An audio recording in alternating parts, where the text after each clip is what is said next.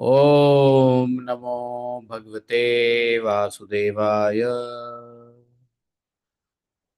ओम नमो भगवते वासुदेवाय। ओम नमो भगवते वासुदेवाय। ओम नमो भगवते वासुदेवाय। ओम नमो भगवते वासुदेवाय। ओम नमो भगवते वासुदेवाय। ओम नमो भगवते वासुदेवाय। ओम नमो भगवते वासुदेवाय। नारायणं नमस्कृत्यं नरं चैव नरोत्तमं देवीं सरस्वतीं व्यासं ततो जयामुदीरये। नष्टप्रायस्वभद्रेषु नित्यं भागवत सेवया भगवतुत्तमश्लोके भक्तिः भवति नैष्टिकी। जन्मान्तशतव्याधितर्थः चार्थे सह विज्ञासुराट् तेने ब्रह्महृदयादिकवये मुह्यन्ति यत् सूर्यः। तेजो वारिमृदां यथा विनिमयो यत्र त्रिसर्गं मृषां धाम्ना सदा नस्तकोकं सत्यं परमं धीमहि धर्मः प्रोजितगैत्वत्र परमो निर्मत्सराणां ततां वेद्यं मत्रवस्तु शिवदं तापत्रयोन्मूलनम् श्रीमद्भागवत महामुनिकृते किं वा परमेश्वरः सद्यो हृदयवदत्त कृतवेषु शुरभि तत्क्षणात् निगम कल्पतरोर्गलितं फलं सुमुखात् द्रवितसंयुतं पिबत भागवतं रसमालयं मुहुरहो रसिका भुवि भावुकाः। अहं सत्प्रभो मत्तः तं प्रवर्तते इति मत्त्वं भजन्ते मां बुधा भावा समन्विता मच्चित्ता परस्परं तद्दृश्यमां नित्यं कृष्णं तेषां सतचित्तानां भजतां प्रीतिपूर्वकं ददामि बुद्धियोगन्तं येषां येषामेवानुकम्पार्थम् अहम् अज्ञाननिमग्नं नाशातुं भावस्तो ज्ञानदीपेन अहमेवासमेवाग्रे नान्यत् सतसत्परं पश्चात् तस्य युवशिष्येत स्वस्मिन् ऋतेऽर्थं यत् प्रतीयेत न प्रतीयेत चात्मनि तद्धिध्यागात्मनो माया यदा मांसि भूतानि भूतेषु चावचेष्वन् पृष्ठानि पृष्ठानि चाचेष्ण चेष्वन् एतावदेव जिज्ञासु तत्तु जिज्ञासनात्मना अन्यवितिरेकाग्रं यत्स्यात् सर्वत्र सर्वदा। हरे कृष्णा कृष्ण कृष्ण हरे हरे हरे राम राम हरे हरे। हरे कृष्णा। तो आज हम लोग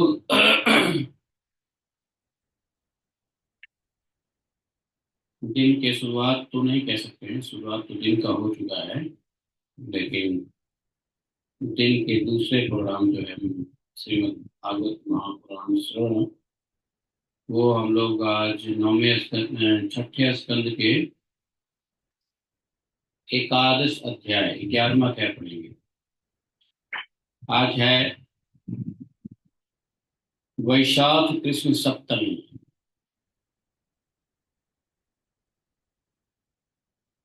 है।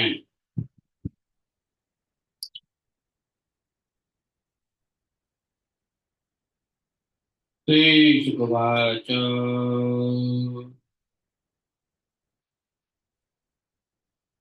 है 11वें अध्याय के और सुखदेव जी ने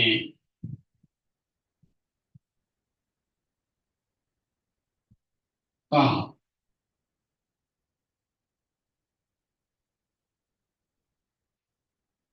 न एवं संसितो धर्मं वचः पत्युरचेतसः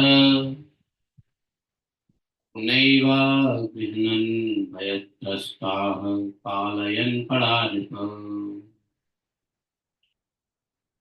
विशीर्यमाणां कृतनामां कृतनामा आसुरीं सुरवर्षभः कालानुकूलत्रैस्त्रिदशै काल्यमा नाम सान्दत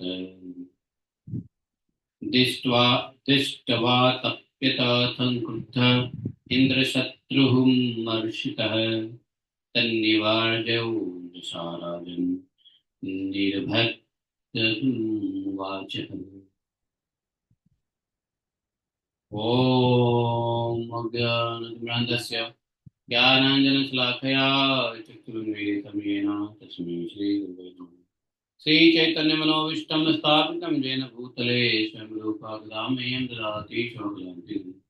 वन्देऽहं श्रीगुरो सुखत्कमलं श्रीगुरोर्वैष्णवांश श्रीरूपं साग्रजातं साग्ररघुनाथान्तं श्रीवां साद्वैतं सावधूतं परिजनसहितं श्रीकृष्णचैतन्यदेवं श्रीराधाकृष्णपादां सगणिता श्रीशाखान्वितांश्च। हे कृष्ण करुणा सिंधु दीनबंधु जगतपते गोपेश गोपिकाकांतं राधाकांतं नमस्ते। सत्कांचन गौरांगी राधे वृंदावनेश्वरी विश्वानुते देवी प्रणमामि हरिप्रिये। पांचाकल्पवैश्य कृपा सिंधु कृष्णां पावनेभ्यो वैष्णवेभ्यो नमः। जय श्री कृष्ण चैतन्य प्रभु नित्यानंद श्री अद्वैत गदाधर शिवासादि गौर भक्तवृंद। हरे कृष्ण कृष्ण कृष्ण हरे हरे हरे राम राम राम हरे हरे। बोले गंधराज श्री भागवत महापुराण की जय। शिला व्यासदेव भगवान की जय। शिला सुखदेव गोस्वामी महाराज की जय। शिला सुत गोस्वामी देव की जय। गोपाल जी की जय। गुरु गौरांग की जय। जय जय श्री राधे श्याम। तो हम लोगों ने देखा कि कल तक वृत्रासुर से लड़ाई भी शुरू हो गई।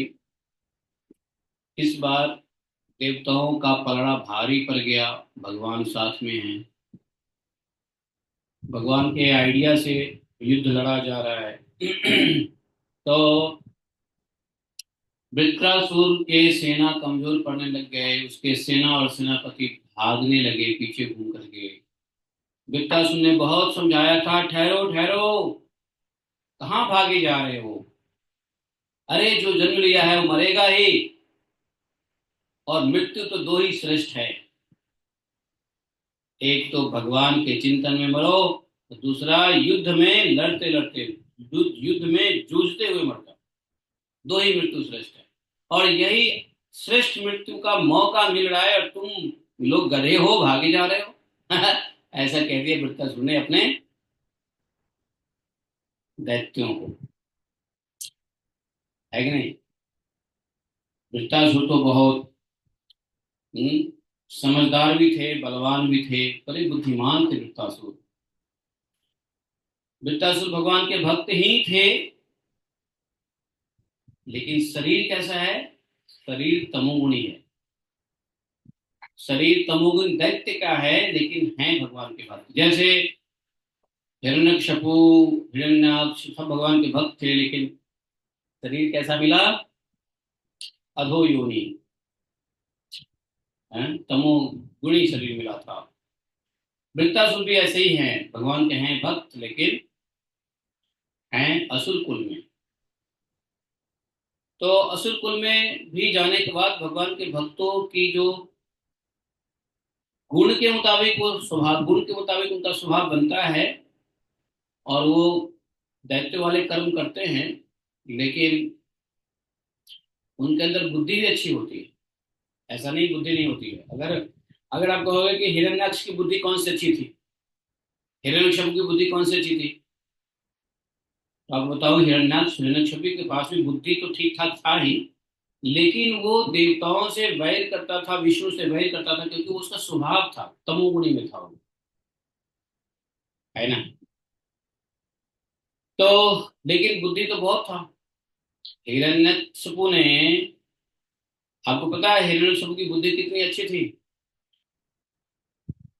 अगर यह जानना हो तो दोबारा से भागवतम के उस सेक्शन में जाओ, जब अपने भाई के मर जाने के बाद, भाई को जब हत्या हो गया, हिरण्यक्ष का हत्या हो गया, तो वो अपनी माता और अपने भाभीियों को जो समझाते हैं ना आत्मज्ञान से, वो पढ़ो। उसके बाद पता चलेगा कि हिरण्यकशिपु के पास वाकई कितना बुद्धि था। आत्मज्ञान दे रहा है हिरण्यकशिपु अपने है, मरे हुए पे शोक नहीं करना चाहिए, जिसका जन्म हुआ उसका मृत्यु भी होगा, ये होगा वो होगा फलाना होगा ढिमकाना होगा, सब कुछ मतलब वो अपने परिजनों को समझाते हैं, नहीं समझाते हैं।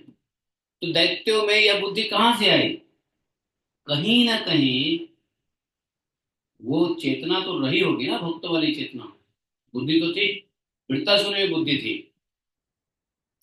सुखदेव जी कहते हैं, परीक्षित, असुर सेना भयभीत होकर भागी जा रही थी और उसके सैनिक इतने अचेत हो रहे थे कि उन्होंने अपने स्वामी के धर्म के अनुकूल वचनों पर ध्यान भी नहीं दिया। वृत्तासुर ने जो कुछ भी कहा, उनके सैनिकों ने उनकी बातों पे ध्यान भी नहीं दिया। वृत्तासुर ने देखा कि समय की अनुकूलता के कारण देवता लोग असुरों की सेना को खदेड़ रहे हैं और इस प्रकार छिन्न भिन्न हो रही है, मानो बिना नायकी के हो, नायकी की हो। राजन देखो, यह देखकर वृत्तासुर असहिष्णुता और क्रोध के मारे तिलमिला उठा। उसने बलपूर्वक देव सेना को आगे बढ़ने से रोक दिया और उन्हें डांट कर ललकारते हुए कहा, क्षुद्र देवताओं, रणभूमि में पीठ दिखाने वाले कायर असुरों पर पीछे से प्रहार करने में क्या लाभ है? वास्तव में लड़ाई के मैदान में जो सैनिक पीछे से पीठ दिखा दे, उसके ऊपर आक्रमण नहीं होता है। पीठ दिखाने वाला, लड़ाई में पीठ दिखाने वाला तो वैसे ही मर गया। राधे। तो बोला कि तुम इतने मतलब कायर हो, ये असुर की सेना पर पीछे से प्रहार कर रहे हो, क्या लाभ है? ये लोग तो अपने माँ बाप के मनमूत्र हैं। देखो वृत्तासुर कितनी बड़ी बात कह रहे हैं, सुनो ध्यान से सुनो। वृत्तासुर की वीरवाणी को सुनो, वीरता आ गई। तो वृत्तासुर ने देवताओं को कहा, अरे ये लोग कौन लोग? अपने ही लोगों के बारे में कह रहे हैं, दैत्य लोग जो भाग रहा है, इन लोगों के पीछे से तुम आक्रमण कर रहे हो, क्या लाभ है इसका? कायर की तरह पीठ पे वार करना कायरता होता है। तुम देवता लोग कायर कब से बन गए भाई? हम्म? ये लोग तो भाग रहे हैं, अपने माँ बाप के मनमुत्र है, परंतु अपने को सूरवीर मानने वाले तुम्हारे जैसे पुरुषों के लिए भी तो डरपोक को मारना कोई प्रशंसा की बात नहीं है। सेना डर गई है। अ, युद्ध का एक और प्रिंसिपल होता है, धर्म युद्ध का एक प्रिंसिपल होता है कि यदि शत्रु भयभीत हो जाए तो उसको नहीं मारना चाहिए। भयभीत शत्रुओं पे आक्रमण नहीं करना चाहिए। तो बोले कि तुम लोग अपने को सूरवीर मानने वाले, हम्म, तुम्हारी कौन सी प्रशंसा होगी कि डरपोक सैनिकों के ऊपर तुम प्रहार कर रहे हो? इससे क्या तुमको स्वर्ग ही मिल सकता है? गिर जाओगे अपने पद से। यदि तुम्हारे मन में युद्ध की शक्ति है, युद्ध करने की शक्ति है और उत्साह है, तथा अब जीवित रहकर विषय सुख भोगने की लालसा नहीं है, तो क्षण भर मेरे सामने डट डट के दिखाओ। युद्ध का मजा चख लो तुम। अकेले वृत्तासुर सबको लड़का ललकार दिया। सुखदेव महाराज बोलते हैं, परीक्षित जी, वृत्तासुर बड़ा बली था, बहुत बलवान था। वह अपने डील डॉल से ही शत्रु देवताओं को भयभीत करने लगा। समझे? उसने क्रोध में भरकर इतने जोर का सिंहनाद किया, बहुत से लोग तो उसे सुनकर ही अचेत हो गए। वृत्तासुर की भयानक गर्जना से सब के सब देवता मूर्छित होकर मानो पृथ्वी पर गिर पड़े। उन पर बिजली सी गिर गई हो, ऐसा समझो। अब जैसे मद उन्मत्त गजराज नरकट का वन रौंद डालता है, वैसे ही रणवांकुरा वृत्तासुर हाथ में त्रिशूल लेकर भय से नेत्र बंद किए परी हुई देव सेना को पैरों से कुचलने लगा और उसके वेग से धरती डगमगाने लगी। वृत्तासुर इस प्रकार का जलवा दिखाने लगा। और उधर देवराज इंद्र जिनके हाथ में क्या है, देवराज इंद्र को एक और नाम बताया वज्रपाणी, जिसके हाथ में वज्र हो उसको बोलते हैं देवराज इंद्र, वज्रपाणी देवराज इंद्र। इंद्र उसके यह करतूत ना सह सके, जब वह उनकी ओर झपटा तब उन्होंने भी, इंद्र भी चिढ़ करके अपने शत्रु पर एक बहुत बड़ी गदा चलाई। अभी वह असहाय गदा वृत्तासुर के पास पहुंची भी नहीं थी कि उसने, वृत्तासुर ने खेल खेल में बाएं हाथ से ही उसको पकड़ के फेंक दिया गदे को। परीक्षित जी राजन, परम पराक्रमी वृत्तासुर ने क्रोध से आग बबूला होकर उसी गदा से इंद्र के वाहन ऐरावत के सिर पर बड़े जोर से गरजते हुए प्रहार किया। इंद्र के ही गदा को हाथ, बाएं हाथ से पकड़ के उल्टा इंद्र के हाथी को ही दे मारा। वृत्तासुर के इस कार्य के सभी लोग वहां देखने वाले प्रशंसा करने लगे। वाह! वृत्तासुर की गदा के आघात से ऐरावत हाथी वज्राहत पर्वत के समान तिलमिला उठा। सिर फट जाने से वह अत्यंत व्याकुल हो गया। खून उगलता हुआ इंद्र के लिए हुए, इंद्र को लिए हुए 28 हाथ पीछे हट गया है। देवराज इंद्र अपने वाहन ऐरावत के मूर्छित हो जाने से स्वयं भी विषादग्रस्त हो गए। दुख हुआ इंद्र को। इंद्र को पता चल गया वृत्तासुर कितना महान बल सब बलवान है। ये जो हाथी है, हाथियों में जानते हो, ये जो इंद्र के पास हाथी था उसका क्या नाम था? ऐरावत। तो ऐरावत में कितना बल था मालूम है? 10,000 साधारण हाथी का जो बल होता है ना, उसके बराबर में एक श्वेत हाथी का बल होता है। और 10,000 श्वेत हाथी का बल जो होता है ना, उसके बराबर होता है ऐरावत के हाथी का बल। तो ऐरावत में देखा जाए तो 1,00,000 हाथी का बल था। 10,000 में 10,000 कितना होता है? तो इतना बड़ा बलवान था वो। और ऐसे बलवान हाथी को उसने इंद्र के द्वारा फेंके गए गदा को बाएं हाथ में पकड़ के फिर वापस घुमा दिया और ऐरावत को सर पे दे मारा। ऐरावत का सर फट गया, लहूलुहान हो गया और 28 हाथ इंद्र को लेते हुए पीछे भाग गया। इंद्र को इस बात से बड़ा दुख भी हुआ और बड़ा आश्चर्य भी हुआ। दुख हुआ कि ऐरावत जैसा हाथी का सर फट गया, और आश्चर्य इसलिए हुआ कि कितना बलवान है वृत्तासुर। इंद्र को लग गया कि हम तो वाकई में जीत ही नहीं सकते थे इससे। और अभी भी इंद्र के हाथ में बेशक क्या है, वज्रास्त्र है, लेकिन इंद्र को अभी भी डाउट हो रहा है कि भगवान ने जो कहा है कि यह अस्त्र से वृत्तासुर मर जाएगा, क्या वास्तव में वृत्तासुर इस अस्त्र से मरने वाला है क्या? इंद्र को फुल डाउट था कि ऐसा हो सकता है क्या। उसकी वीरता को देख के इंद्र को वज्र के ऊपर भी संकोच होने लगा, संदेह होने लगा, है कि नहीं? लेकिन फिर भगवान की ये बातों को याद करके वह हिम्मत जुटाता, समझे? देवराज इंद्र अपने वाहन ऐरावत और इस प्रकार से देख करके युद्ध धर्म के मर्मज्ञ वृत्तासुर ने उनके ऊपर फिर से गदा नहीं चलाई। युद्ध का एक धर्म होता है। देखो उस समय देवता लोग भी, देवता के साथ साथ दैत्य लोग भी धर्म से युद्ध लड़ते थे, धर्म से युद्ध लड़ते थे तब। तो युद्ध धर्म को जानता था ये वृत्तासुर। वृत्तासुर ने दोबारा से गदा नहीं चलाई, क्यों? क्योंकि पीछे हट गया था ना।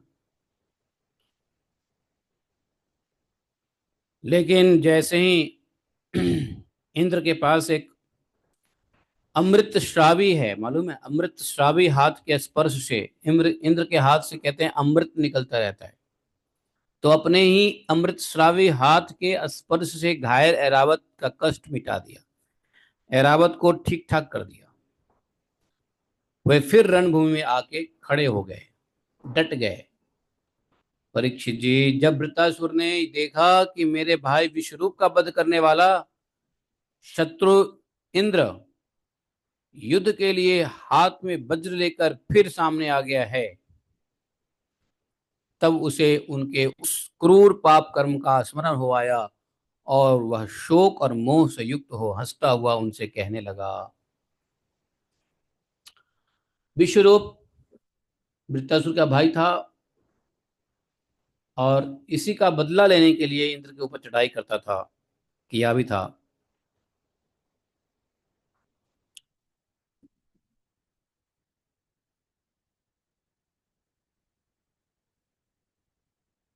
वह भाई को याद करके शोकाकुल हो गया, मोहित हो गया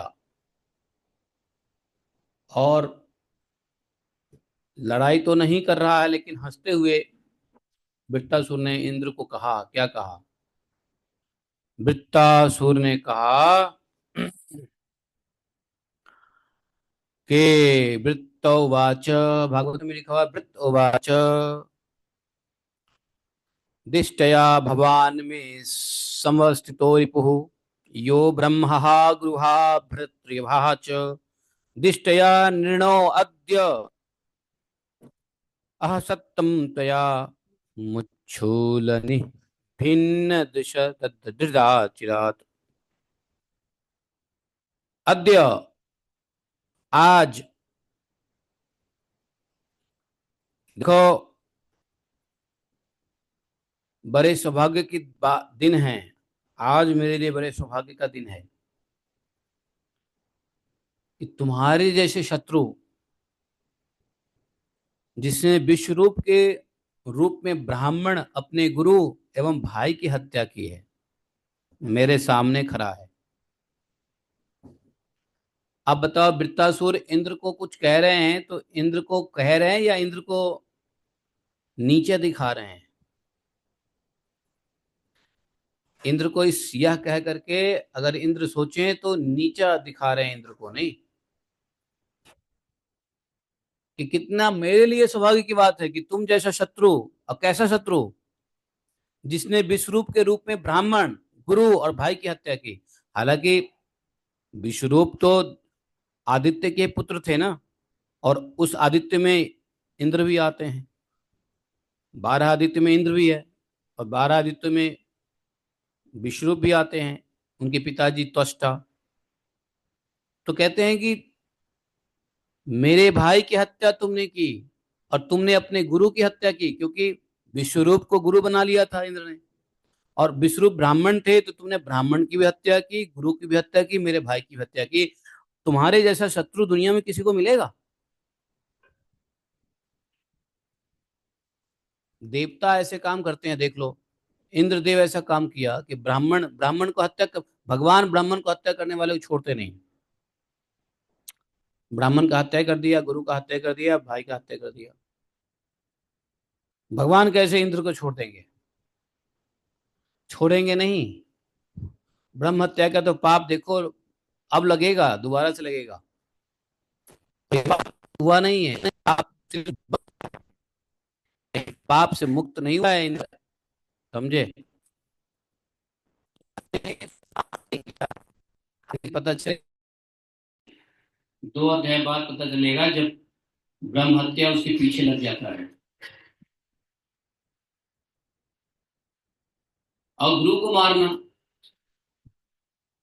ऐसा शत्रु किसके सौभाग्य में मिलेगा? मेरे मेरे मेरे सौभाग्य है, आज मेरा सौभाग्य है कि तुम जैसा ऐसा शत्रु। अरे दुष्ट, अब शीघ्र से शीघ्र मैं तेरे पत्थर के समान कठोर हृदय को अपने शूल से विदीर्ण करके भाई भाई का बदला लूंगा। आहा, यह मेरे लिए कैसे आनंद की बात होगी। इंद्र, तूने मेरे आत्मवेत्ता निष्पाप भरे भाई के, जो ब्राह्मण होने के साथ ही यज्ञ में दीक्षित और तुम्हारा गुरु था, विश्वास दिलाकर तलवार से तीनों सिर तूने काट दिया। ठीक वैसे ही जैसे स्वर्गकामी निर्दय मनुष्य यज्ञ के पशु का सिर काट डालता है। स्वर्ग की इच्छा से लोग पशु की बलि देते हैं, भौतिक कामना की इच्छा से जैसे पशुओं की बलि दी जाती है, तुमने वैसे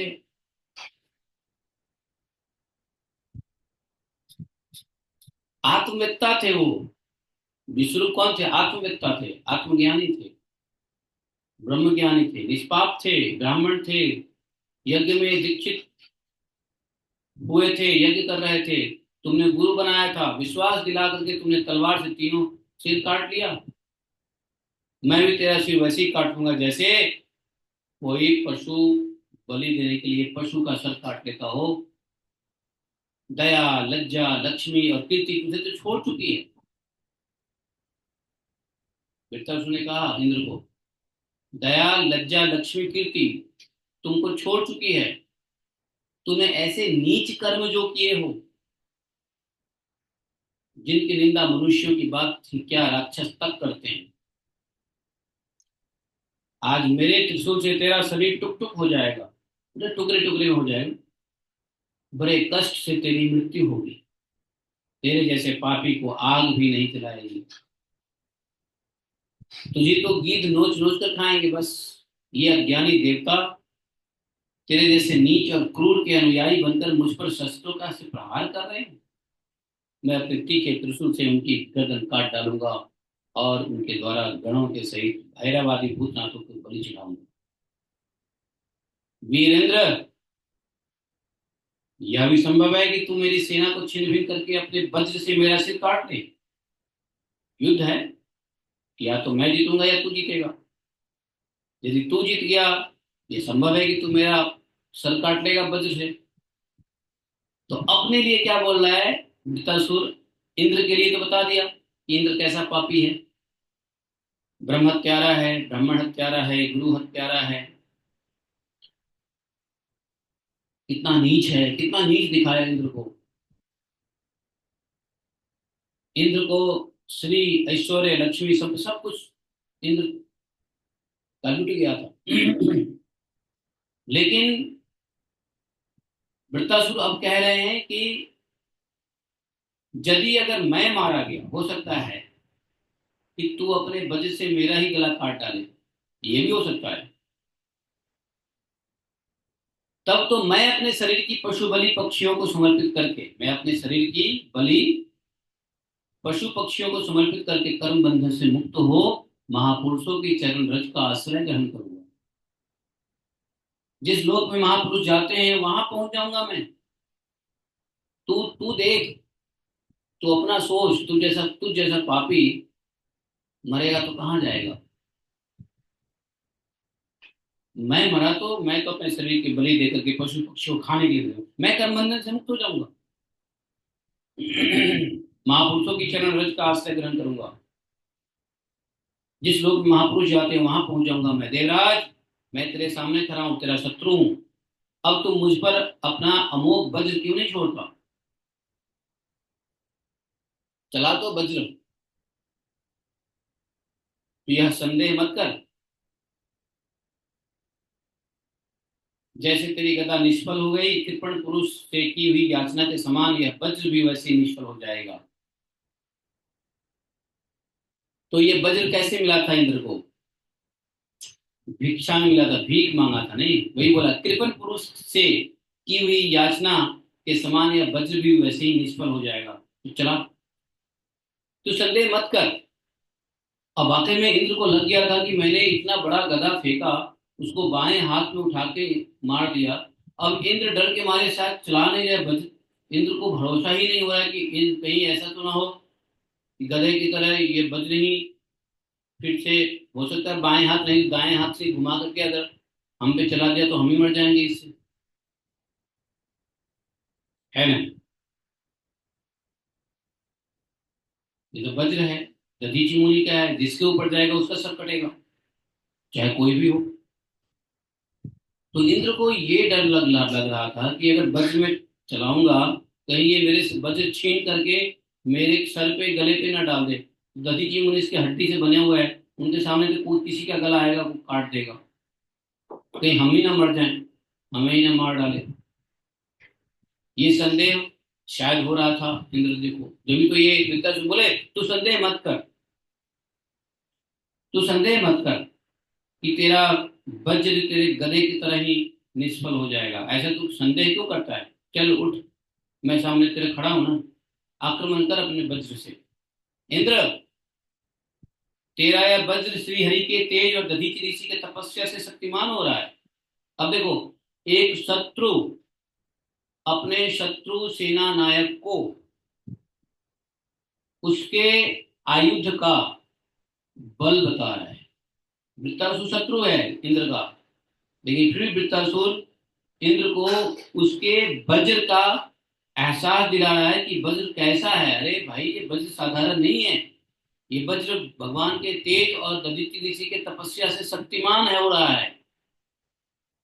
और ऊपर से भगवान ने तुमको ये वज्र मुझे ही मारने के लिए दिया है भाई, इसलिए तू वज्र को उठा, मुझे मार डाल। क्योंकि जिस पक्ष में भगवान श्री हरि हैं उधर ही विजय है, लक्ष्मी है और सारे गुण निवास करते हैं। ये कौन बोल रहा है? वृत्तासुर बोल रहा है। एक राक्षस बोल रहा है, दैत्य बोल रहा है, इंद्र के शत्रु बोल रहे हैं। अब इस बात से पता चलता है ना कि वृत्तासुर कोई राक्षस नहीं था, भगवान का भक्त था। किसी संयोग से वह दैत्यों के शरीर में आ गया था, लेकिन था भगवान का। बुद्धि तो उसको भक्त वाली थी, तभी तो ये बोल रहा है कि भाई जिधर भगवान होते हैं, जिधर भगवान की शक्ति होती है, जिधर भगवान का कृपा होता है, वहां पर विजय, लक्ष्मी और सारे गुण निवास करते हैं। चित्रकेतु महाराज थे ना प्रभु जी? हाँ, आगे आएगा। चित्रकेतु महाराज थे तो बोले कि ये जो है, तो इससे क्या शिक्षा मिलती है कि भाई किसी भी हालत में भगवान के पक्ष में रहने से ही फायदा है। भगवान के पक्ष में रहने से ही विजय है, भगवान के पक्ष में रहने से ही लक्ष्मी आती है, भगवान के पक्ष में रहने से ही सारे गुण भी आते हैं। वृत्तासुर ने कहा, देवराज, भगवान शंकरसन की आज्ञा के अनुसार मैं अपने मन को उनके चरण कमलों में लीन कर दूंगा। भगवान शंकरसन की आज्ञा के अनुसार, भगवान शंकरसन का क्या आज्ञा था ये हम लोग सुनेंगे आगे। यह आज्ञा वृत्तासुर को याद है, क्योंकि जब चित्रकेतु को श्राप मिला था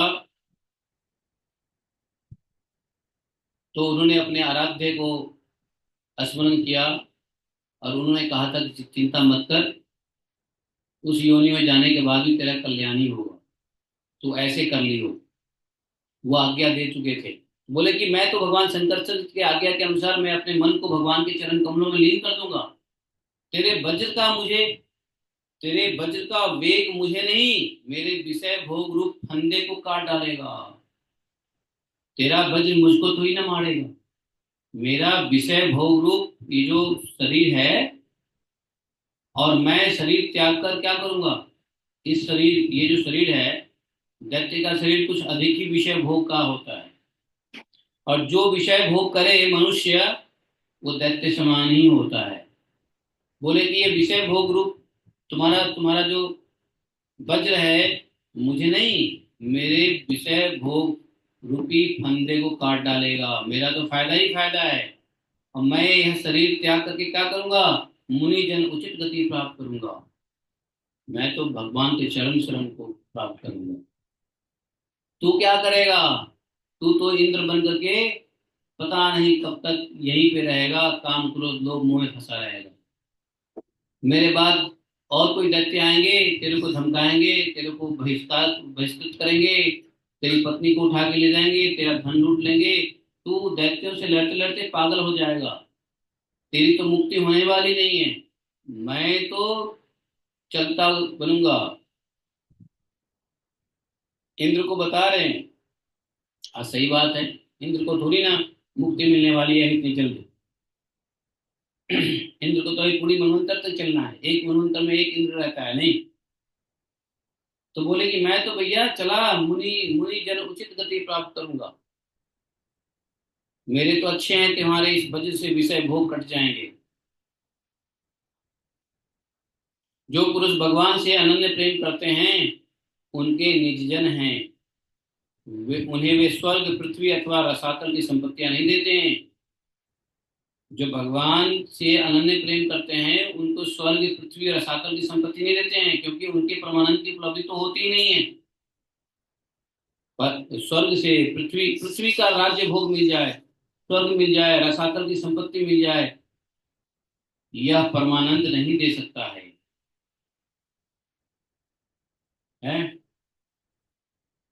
उल्टा पृथ्वी का राज, पृथ्वी पर निष्कंटक राज्य मिल जाए, स्वर्ग का निष्कंटक राज्य मिल जाए, रसातल की संपत्तियां मिल जाए, तो उससे उल्टा द्वेष, उद्वेग, अभिमान, मानसिक पीड़ा, कलह, दुख, परिश्रम ही हाथ लगता है। इंद्र देखो हमेशा मानसिक पीड़ा में रहते हैं। आप भजन करोगे इंद्र परेशान हो जाएगा, ये मनुष्य हम कैसे भजन कर रहा है। इंद्र बहुत ईर्ष्यालु होते हैं, मालूम है। इंद्र को डर लगता रहता है कि कौन पृथ्वी पे आ रहा है जो हमारा शत्रु बनने वाला है। यहाँ तक इंद्र इतना पाप करने कर्म करता है कि वह शत्रु के पुत्र को गर्भ में ही मार डालने की कोशिश करता है। किया ना कयादू, प्रहलाद महाराज को गर्भ में ही मारने की कोशिश किया था, कयादू माता को उठा के ले जा रहा था खींच के, नहीं। तो वही वृत्तासुर कह रहे हैं कि अरे भाई, जो भगवान का भक्त होता है, जो भगवान से अनन्य प्रेम करता है, भगवान उसको ये पृथ्वी या सागर की संपत्ति और स्वर्ग नहीं देते हैं, क्योंकि इससे तो उसकी और टेंशन बढ़ने वाली है। जब आदमी को धन मिलता है और राज्य ऐश्वर्य संपत्ति मिलता है तो उससे और टेंशन बढ़ता है, उससे मेंटल प्रॉब्लम ज्यादा होती है, मानसिक पीड़ा ज्यादा होता है, साइकोलॉजी डिस्टर्बेंस होता है, कलह होता है, दुख होता है, लड़ाई झगड़े होते रहते हैं, और हमेशा व्यक्ति मेहनत में फंसा रहता है। लोगों को लगता है कि हम मेहनत कर रहे हैं, दो पैसे कमा लिया तो बड़ा सुखी से जीवन बिताएंगे, नहीं। मेहनत करने के बाद जो चार पैसे कमाओगे ना, उससे और परेशानी बढ़ेगी, क्योंकि पैसा रजोगुण होता है। पैसा रजोगुणी होता है, दिमाग को स्थिर नहीं रहने देगा। जितना पैसा बढ़ेगा उतना ही रजोगुणता आने लग जाएगी, समझे। इसलिए मैं कहता हूँ बार बार, पैसा कमाते हो वो आपके पुण्य हैं, लेकिन पैसा कमाने के बाद अपने पास एक पैसा भी मत रखना, अपनी पत्नी को दे देना। पत्नी नहीं है तो गुरु जी को दे दो, समझे। लेकिन एक एक पैसा पत्नी को देके खुद क्या बनो, भिखारी बन जाओ। कुछ मांगना हो तो पत्नी से मांगो, ए जी दे दो 2,000 रुपए। कमाया वो आपका पुण्य है, लेकिन कमाए हुए धन को रखोगे तो आपका दिमाग खराब पड़ेगा, रजोगुण बनाएगा। इसलिए माया माया को दे दो और खुद भिखारी बन जाओ। भिखारी कैसा, भिखारी मतलब भगवान का भक्त बन जाओ।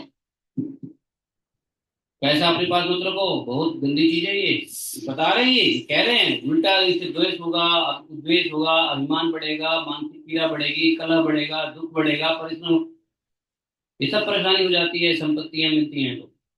लेकिन भगवान अनन्य प्रेमी, भगवान के जो अनन्य प्रेमी होते हैं, भगवान के निज जन होते हैं, उसको भगवान ये सब नहीं देते, स्वर्ग पृथ्वी क्या देते हैं, प्रेम देते हैं, प्रेम, कृष्ण प्रेम,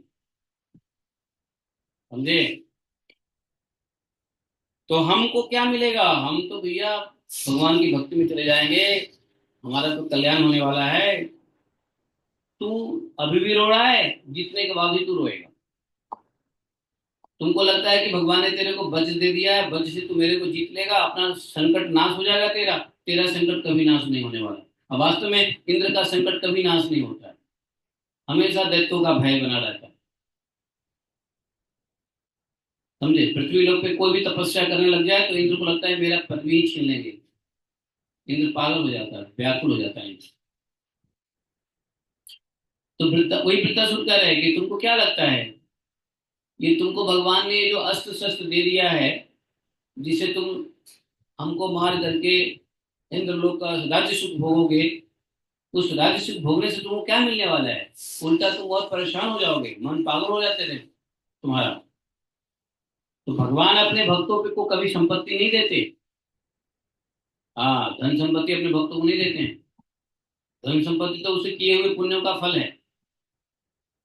व्यक्ति पाप और फल भोगता रहता है, पाप और पुण्य दोनों भोगता रहता है। और पाप और पुण्य दोनों भक्ति में बाधा है, जानते हो।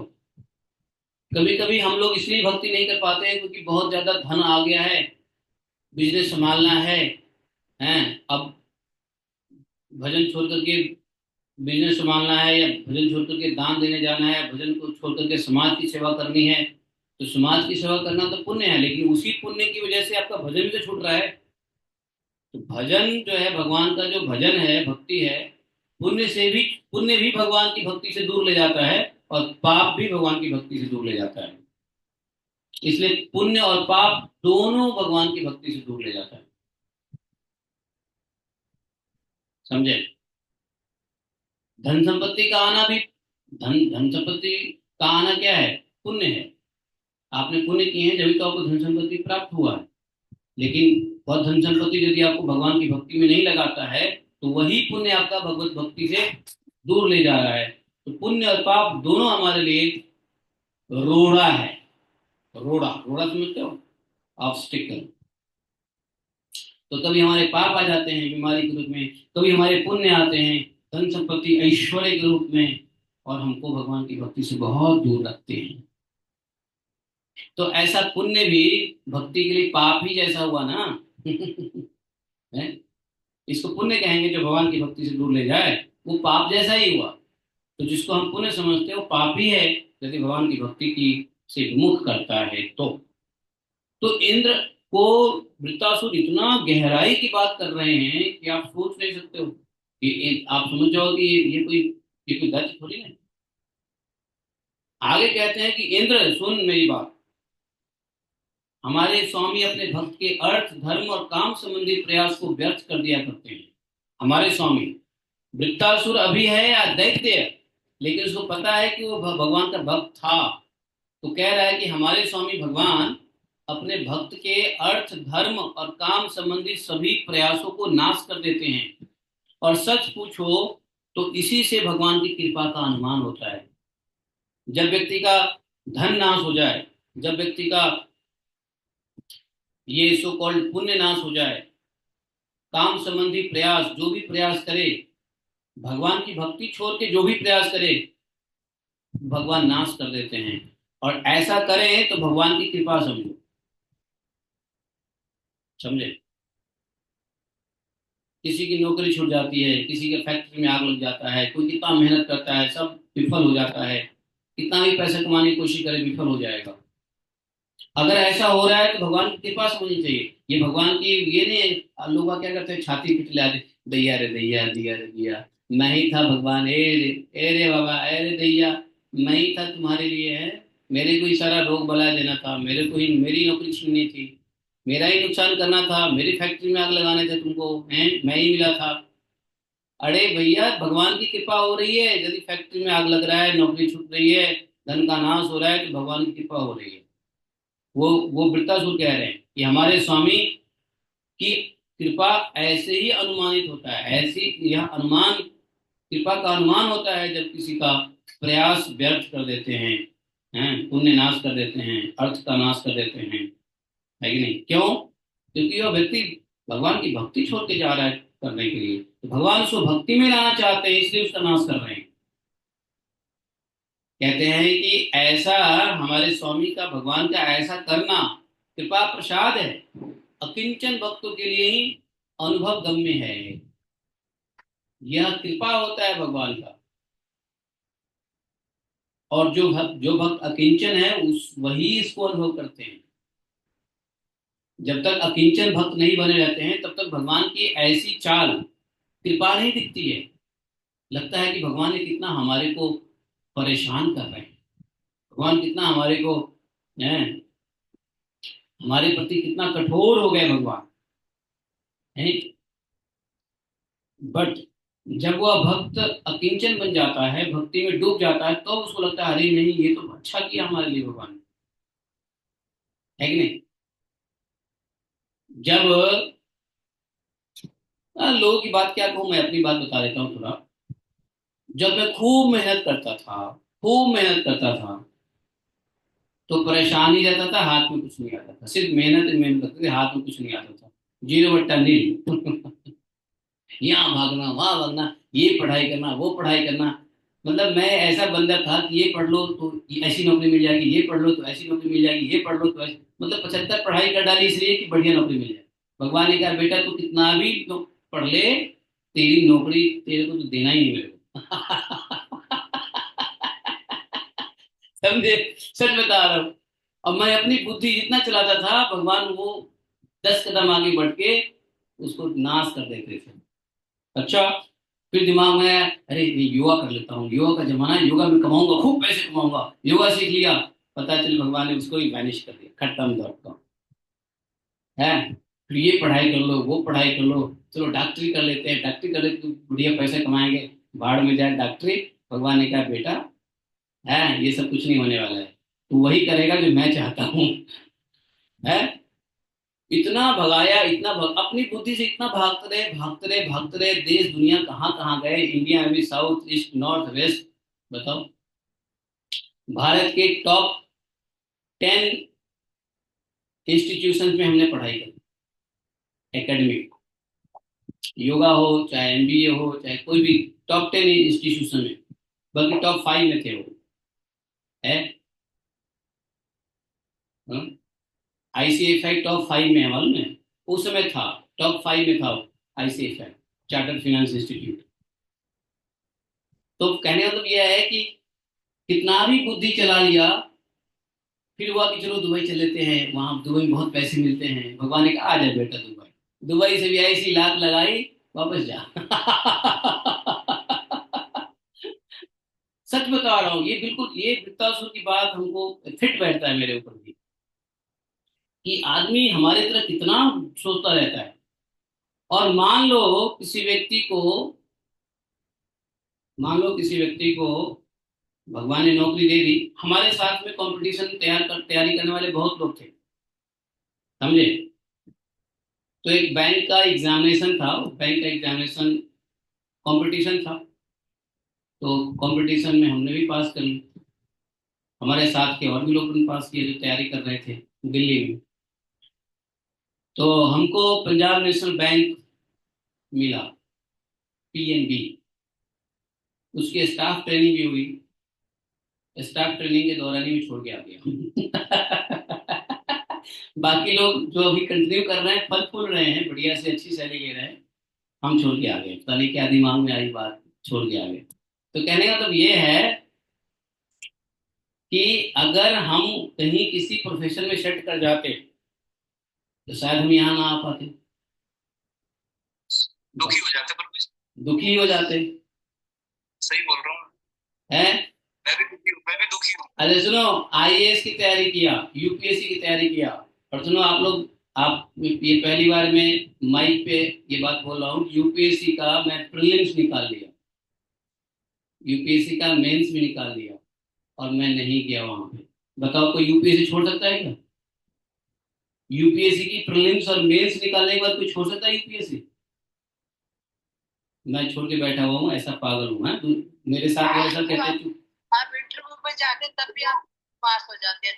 वो तो टैलेंट था अभी लग रहा है, वो क्या है, वो तो मेरा जो, मैं राउज एकेडमी में से पढ़ा था, बाराखम्बा रोड पे राउज एकेडमी है, तो उससे मैं कोचिंग लिया था। तो मॉक इंटरव्यू होता है ना, मॉक इंटरव्यू में तो लोग कह रहे थे कि तू क्या, तेरा कोई क्या इंटरव्यू लेगा, तू ही उनका इंटरव्यू ले लेगा। मैं कहने वाली थी प्रभु, हम तो इंटरव्यू ले लेते थे। वो लोग समझते थे क्या कि ये तो बंदा फर्स्ट क्लास फर्स्ट रैंक में जाएगा ही जाएगा, लेकिन हुआ क्या, सबके उम्मीद पे मैंने पानी फेर दिया, और सबके उम्मीद पे पानी फेर दिया। अच्छा, हमारे घर वालों को पता ही नहीं है क्या हो रहा है हमारे साथ जिंदगी में, हमने क्या, अच्छा हमारे घर वालों को पता ही नहीं हमने क्या पढ़ाई किया, कितनी डिग्री ले ली, कहाँ कहाँ क्या किया, नौकरी कितनी करी, कहाँ नहीं किया क्या, हमारे हमारे घर वालों को कोई मतलब ही नहीं है, मतलब हमारे पिताजी लोग को पता भी नहीं कितनी डिग्री हमारे पास है। यार, है कि नहीं? तो कहने का मतलब ये है कि अपनी बुद्धि कितना भी चला लो, भगवान कृपा करते हैं ना, तो आपकी बुद्धि पे पूरा एंकरिंग कर देते हैं, कहाँ जाएगा बेटा इधर। लेकिन जब भगवान जिसको कृपा नहीं करते हैं उसको एक नौकरी दे देते हैं, बेटा नौकरी कर, बाल बच्चे पाल और आगे के जीवन में ऐसे ही चलता रहा, 9 to 5 till 95, अब मर जा उसके बाद। 9 to 5 till 95। तो हमको उस वक्त क्या लगता था कि हे भगवान, इतना मेहनत करता हूँ, मैं हर क्लास में इस अच्छा नंबर से पास होता हूँ, मैं अपने साथ पढ़ने वालों को पढ़ाता हूँ, और वो लोग इतने अच्छे अच्छे पोजीशन पे हैं, और मेरा दिमाग ही नहीं काम कर रहा है, कभी ये छोड़ता हूँ कभी वो पकड़ता हूँ, है कि नहीं। लगता है कि क्या हो गया है। फिर कभी एस्ट्रोलॉजी के पास जाके उनसे पूछते, भाई देखो चंद्रमा तो ठीक है, सूर्य तो ठीक है, शनि तो ठीक है। लेकिन लेकिन ये तो कृपा भगवान की हो रही थी, सच बताऊं, ये कृपा भगवान की हो रही थी। हैं, कहा मैं मिडिल ईस्ट से वापस नहीं लौटना चाह रहा था। एक समय था मैं सोचता कि भारत नहीं लौटूंगा, I will never go back to India, ऐसा था प्लानिंग। और I was to apply, suppose मैं कनाडा और अमेरिका के अंदर में कुछ पीआर अप्लाई करने के चक्कर में था, अप्लाई भी कर दिया था, बाद में मैंने फाइल वापस ले लिया। तो बताओ ये कृपा हुई ना भगवान की। आज लग रहा है कि भगवान की कृपा थी, लेकिन उस समय नहीं लग रहा था। वही यही बात कह रहे हैं ये वृत्तासुर, कि भगवान का जो यह कृपा प्रसाद होता है, जब भगवान किसी व्यक्ति के प्रयास को व्यर्थ कर देते हैं तो वह भगवान की कृपा होती है। लेकिन यह कृपा प्रसाद कब पता चलता है, जब अकिंचन भक्त के लिए ही अनुभव गम्य होता है। जब वो थोड़ा भक्ति में आगे बढ़ेगा तो लगेगा हाँ जो हुआ सो बढ़िया हुआ। दूसरों के लिए अत्यंत दुर्लभ है ये। तो इसलिए वृत्तासुर की बात, और मैं अपना अनुभव से कह सकता हूँ कि यदि नुकसान करते हैं तो व्यक्ति को समझना चाहिए भगवान की कृपा हो रही है, और भजन को सीरियसली करना शुरू करना चाहिए। ठीक है, यह कृपा का अनुभव इस ज्ञान से अनुभव करो, बाद में अकिंचन तो बनोगे तो अनुभव हो ही जाएगा, लेकिन इस ज्ञान मात्र से अनुभव कर सकते हैं। समझे।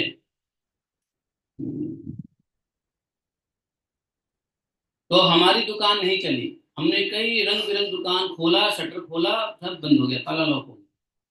आप देखो कितनी सारी चीज मैंने किया, सब बंद हो गए हैं। लास्ट में मैंने एक ऑनलाइन धंधा खोला था, लेकिन वो भी धंधा बंद हो गया। 5-6 महीने चला, उसके बाद वो भी बंद हो गया।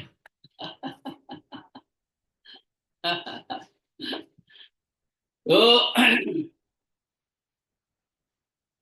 अब पता नहीं क्या क्या बंद होगा, जो होगा तो देखा जाए, क्या करना। अब तो जगह पे आ गए हैं जहाँ आना था, इससे श्रेष्ठ कोई जगह दुनिया में नहीं है, ब्रह्मांड में नहीं है। तो भगवान को प्रत्यक्ष अनुभव करते हुए वृत्तासुर ने प्रार्थना की।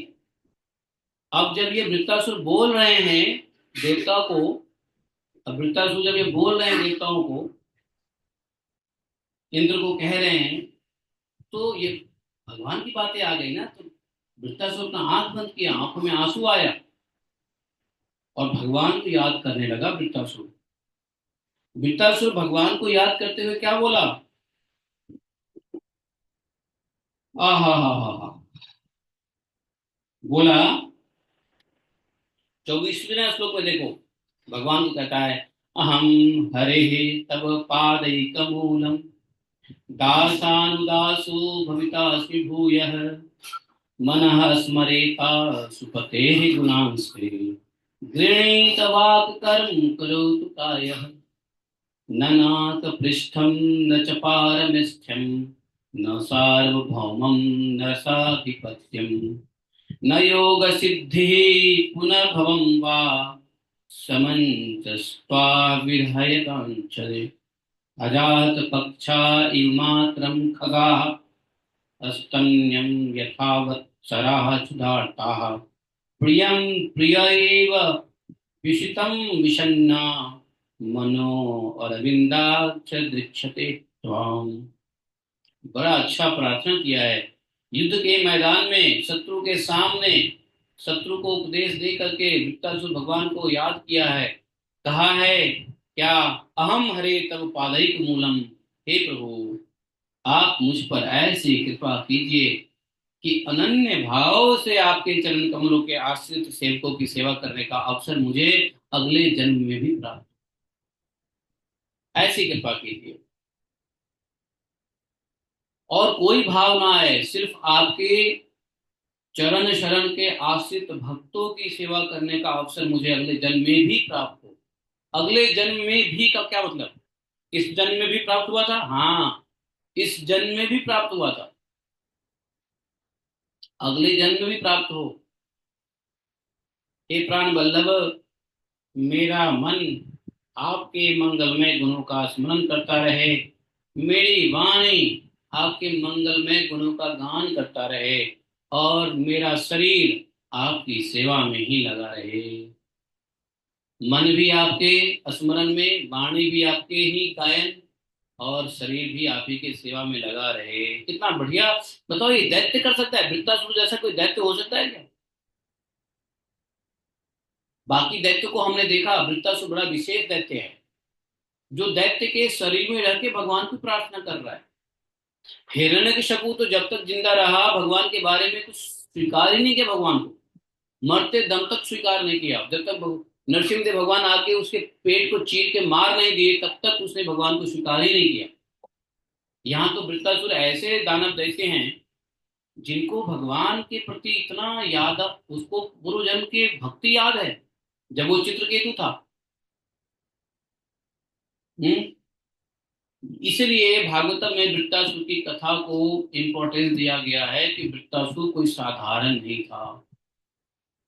भूतो न भविष्यति ऐसा दानव हुआ, जो दानव के शरीर में रहते हुए भगवान को प्रार्थना कर रहा है कि हे भगवान, मैं आपके मंगल गुणों का गायन करता रहूं, मैं आपकी वाणी को सुनता रहूं, मैं आप मेरा शरीर आपकी सेवा में लगा रहे, ऐसी मुझ पे कृपा कीजिए। गृणीत वाक कर्म करो तु काय, वाक मतलब बोलना, मैं आपकी ही गृणित गायन करता रहूं वाणी से। कर्म करो तु काय, काय मतलब शरीर, शरीर से मैं कर्म करता रहूं। मना मन से क्या करूं, अस्मरेता सुपते गुणांस्ते, आपके गुणों का स्मरण करता रहूं। अस्मरेता सुपते गुणांते गुणास्ते, दास अनुदासो भवितासु भूया। और क्या कह रहा है देखो, मैं आपके दासों का दास की सेवा करूं, भवितासु भूया। बताओ, अहम हरे तव पादैक मूलम। ये चौथा 24वां श्लोक ऐसा है कि दैत्य ने कहा, वृत्तासुर ने कहा, वृत्ता असुर है, लेकिन यह बड़े बड़े वृत्तासुर के द्वारा कहे गए यह श्लोक बड़े बड़े परमहंस लोग भी भगवान को प्रार्थना करते हैं तो वृत्तासुर के इस श्लोक को याद करते हैं। समझे? जब भगवान के सामने जाओ, वृत्तासुर की यह श्लोक याद करो, आनंद की बात है। ये श्लोक है छठे स्कंद के 11वें अध्याय के 24 में, 6:11-24। अहम हरे तव पादैक मूलम, दासानुदासु भक्ता भूय, मना सुरेत सुपते गुणास्ते, नृत वाक्तन करोतु कायः। बताओ, कोई असुर ऐसा कह सकता है? इसलिए वृत्तासुर असुरों का गुण नहीं गाना चाहिए, लेकिन वृत्तासुर ऐसे असुर हैं कि इनके गुण जितना गाओ आनंद आता है। आगे वृत्तासुर कहते हैं, ननाथ पृष्ठम न स पारमेष्ठ्यम, न सार्वभौमम न रसाधिपत्यम। मैं आपको छोड़ करके मैं न स्वर्ग चाहता हूं, न ब्रह्मलोक चाहता हूं, भूमंडल का राज्य भी नहीं चाहता हूं, रसातल की एक छत्र राज्य भी नहीं चाहता हूं, योग की कोई सिद्धियां तक नहीं मुझे चाहिए, यहां तक कि मुझे मोक्ष भी नहीं चाहिए। समझे? रसाधिपत्यम अर्थात रसातल, रसातल के अधिपति भी नहीं चाहिए हमको। सार्वभौम, पूरे पृथ्वी का राज्य भी हमको नहीं चाहिए। ननाक पृष्ठम, हमको स्वर्ग भी नहीं चाहिए। न पारमेष्ठ्यम, हमको ब्रह्मलोक भी नहीं चाहिए। न योग सिद्धि पुनर्भवम वा, मुझे किसी योग की सिद्धि नहीं चाहिए। समंजस्वा विधेय कांक्षते, क्या चाहिए? क्या चाहिए? बस मैं आपका प्रेम का विरह, आपके प्रेम का विरह चाहिए। ये असुर, वृत्तासुर ने कहा मुझे आपका प्रेम का विरह चाहिए। मैं आपकी प्रेम में कातर हो जाऊं, प्रेम के विरह से कातर हो जाऊं। कैसे? जैसे भूखे बछड़े अपने माँ का दूध पीने के लिए आतुर रहता है, जैसे वियोगिनी पत्नी अपने परदेश में रहते हुए पति से मिलने की उत्कंठा रहती है, वैसे ही हे कमल नयन, मेरा मन आपके दर्शन के लिए छटपटा रहा है। मुझे तो सिर्फ क्या चाहिए? अजात पक्षा इव मात्रा खगा, ऐसा बोला कि मैं आपका दर्शन करना चाहता हूं। कैसे दर्शन करना चाहता हूं? मैं व्याकुल व्याकुल हो रहा हूं आपके दर्शन करने के लिए। जैसे बोला कि पंछियों के पंखहीन बच्चे अपनी माँ का वाट जोते हैं। जब बच्चा होता है ना, पंछियों के बच्चे, जब उसके पंख नहीं आते हैं तो वो बेचारा एक जगह पड़ा रहता है। उसकी माँ जाती है उड़ के कुछ ला खाने पीने लाने के लिए, जो कुछ भी है, और वो बच्चा अपने घोंसला में अपनी माँ का इंतजार कैसा करता है। कैसे बाट जो होता है अपने माता का, मैं उसी तरीके से आपके दर्शन के लिए छटपटा रहा हूँ। जैसे भूखे बछड़े अपनी माँ का दूध पीने के लिए आतुर रहता है, मैं आपके दर्शन के लिए आतुर हूं।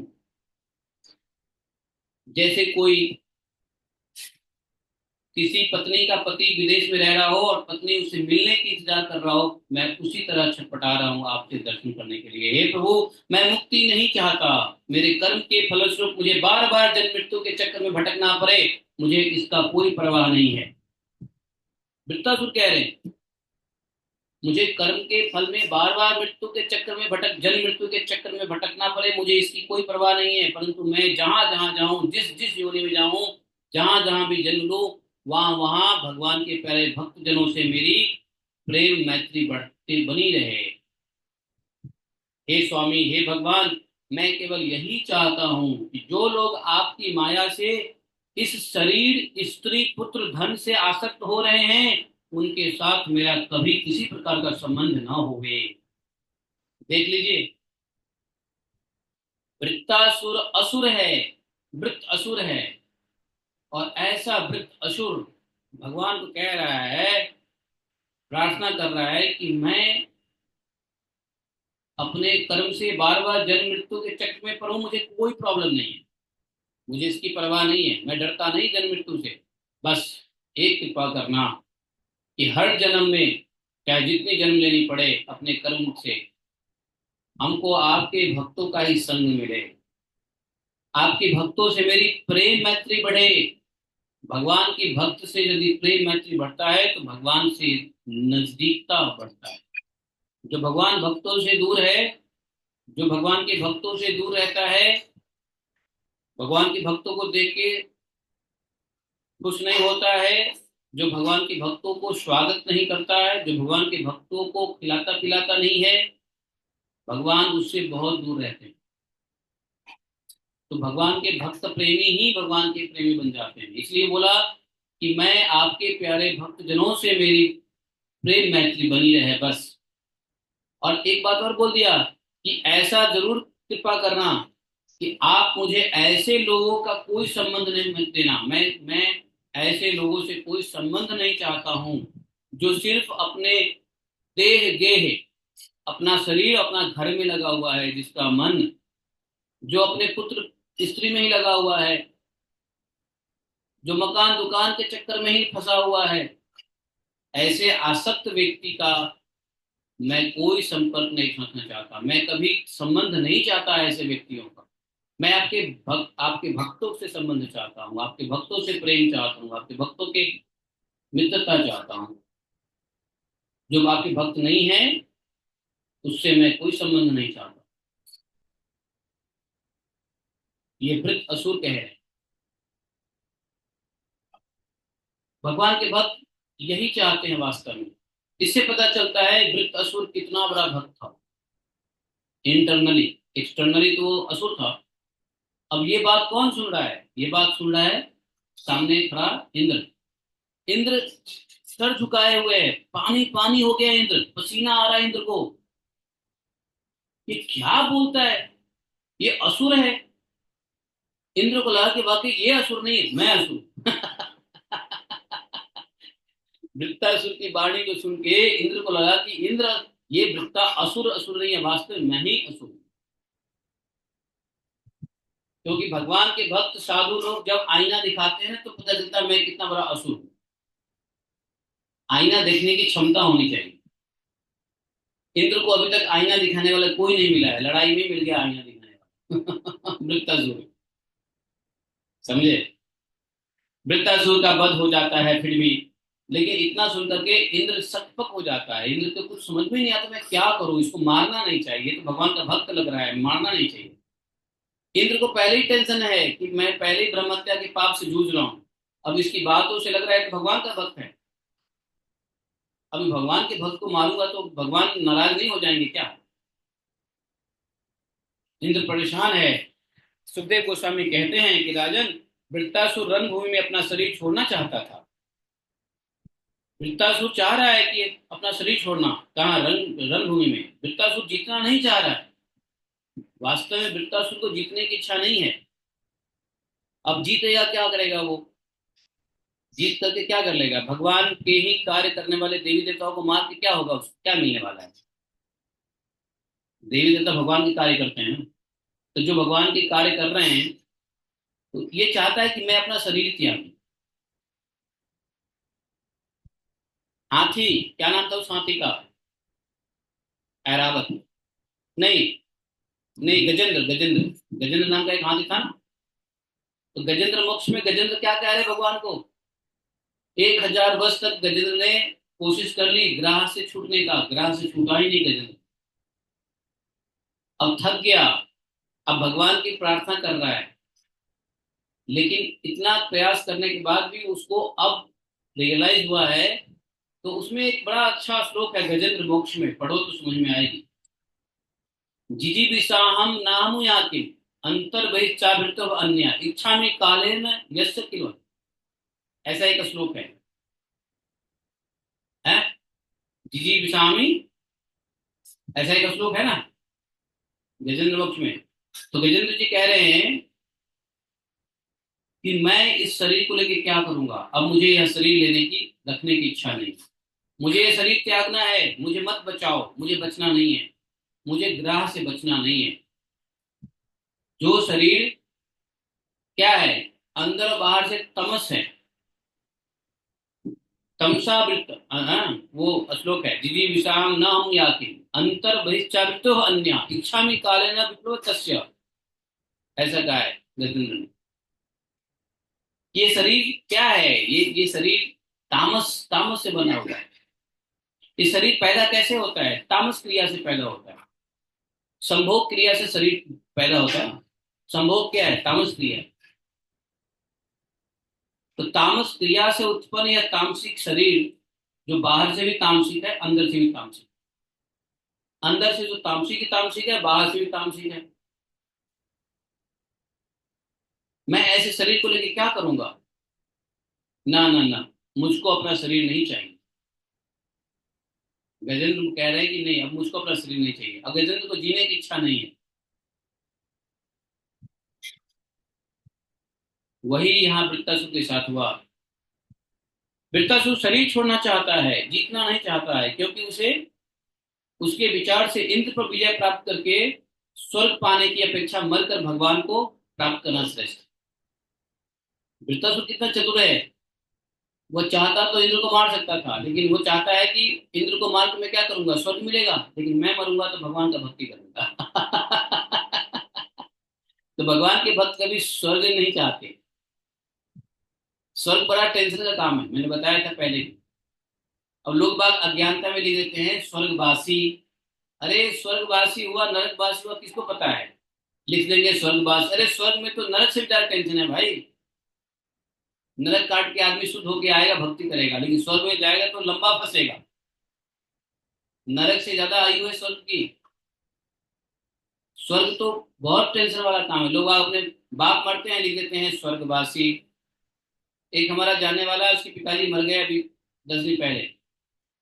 तो वो अपने शोक संदेश पे लिखता है स्वर्गीय महेश्वर गिरी, ऐसा करके लिखा। मेरे पास कार्ड आया ऑनलाइन। तो स्वर्गीय लिखते हैं। स्वर्गीय क्या पता, पहले तो पता ही नहीं स्वर्ग में गए नर्क में कहाँ गए भगवान जाने, या पृथ्वी पे ही है। स्वर्गीय, तो स्वर्ग में क्यों भेज रहे हो भाई, स्वर्ग बहुत टेंशन का काम है। वृत्तासुर कह रहे हैं मुझे स्वर्ग नहीं चाहिए, मैं इंद्र को नहीं मारना चाहता हूँ, इंद्र को मार करके स्वर्ग नहीं जाना चाहता मैं, बल्कि मैं इंद्र से मारा जाऊंगा तो मैं भगवान का भजन करूंगा, भगवान का चरण शरण में रहूंगा, भगवान को प्राप्त करूंगा अगर मैं रणभूमि मरता हूं तो। वृत्तासुर इतनी अच्छी मृत्यु को छोड़ करके थोड़ी ना। इसलिए जैसे प्रलयकालीन जल में कैटवासुर भगवान विष्णु पर चोट करने के लिए दौड़ता था, वैसे वैसे भी त्रिशूल उठाकर इंद्र पर टूट पड़ा। अब वृत्तासुर को लग गया कि इंद्र पहले आक्रमण नहीं करेगा। वृत्तासुर को लगा कि इंद्र तो पहले आक्रमण करेगा नहीं। इंद्र की शिट्टी पिट्टी गायब हो गई वृत्तासुर की बात को सुन करके। लेकिन वृत्ता इंद्र को मजबूर करने के लिए वृत्तासुर ने क्या किया, अपना त्रिशूल उठाया और इंद्र पे टूट पड़ा। वीर वृत्तासुर ने प्रलय है, और वो इंद्र का जो त्रिशूल था, त्रिशूल 3 नोकों वाली अग्नि की लपट के समान घुमाते हुए बड़े वेग से इंद्र पर चलाया। अत्यंत क्रोध से सिंहनाद करके बोला, पापी इंद्र, अब तू बच नहीं सकता। इंद्र ने देखा कि यह भयंकर त्रिशूल ग्रह और उल्का पिंडों की तरह चक्कर काटता हुआ आकाश में इंद्र की तरफ आ रहा है। किसी प्रकार की अधीरता नहीं प्रकट की, और उस त्रिशूल के साथ ही बासुकी नाग के समान वृत्तासुर की इस विशाल भुजा अपने 100 गांठों वाले वज्र से काट डाली। फटाफट इंद्र भी अपना वज्र उठाए और वृत्तासुर के बाजू को काट दिया। अब वृत्तासुर के एक बाह कट जाएगा। वृत्तासुर को क्रोध हुआ, उसने वज्रधारी इंद्र के पास जाकर उनकी होड़ी में और गजराज एरावत पर परिघ से प्रहार किया। परिघ परिघ एक शस्त्र होता है। उसके हाथ से वह वज्र गिर पड़ा। वृत्तासुर के इस अत्यंत अलौकिक कार्य को देखकर देवता, असुर, चारण, सिद्धगण आदि सभी प्रशंसा करने लगे। मतलब एक हाथ कट जाने के बाद भी वृत्तासुर ने जब आक्रमण किया तो वज्र नीचे गिर गया। कहाँ गिरा मालूम है? वृत्तासुर के पैर पे जा करके।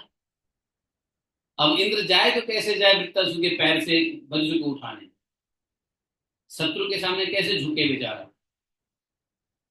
अब यह देख करके देवता लोग, इंद्र के साइड के लोग, असुर, चारण, सिद्धगण, सब देख के वृत्तासुर की प्रशंसा करने लगे, और इंद्र को के ऊपर संकट आया देख हाय हाय करके चिल्लाने लगे, हाय अब क्या होगा, हाय दैया अब क्या होगा, हाय दैया क्या होगा, इंद्र का क्या होगा। इंद्र का तो वज्र ही, जिस वज्र से वृत्तासुर को मारना था वो वज्र ही गिर गया।